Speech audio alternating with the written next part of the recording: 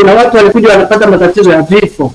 Wanapokufa unakuta wana watu wadogo ambao watakusanya zile dola 150. Sasa tukasema kwa nini tusifanye kitu ili mtu akipata shida kila mtu achangie zile dola 8, kwa sababu tutakuwa wengi, watu wanufaike kupata zile dola 20,000 au dola 15 kama ni mtoto amekufa. Hakuna malipo ya kila mwezi. Ukishajiandikisha umejiandikisha. Mzee mratibu wa mradi ambaye ni mzee Lubacha amefafanua vizuri kwamba lazima uwe miezi 6 kwenye program.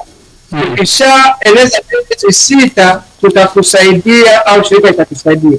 Kumbuka ni sababu gani tumeweka miezi 6? Watu wao inawachanganya. Tumeweka miezi 6 kwa sababu kuna mtu anakuja, ndugu yake amekufa leo, atakufa kesho, anakuja kwa ajili tu ya kujipatia zile pesa. Hatutaki hicho kitu.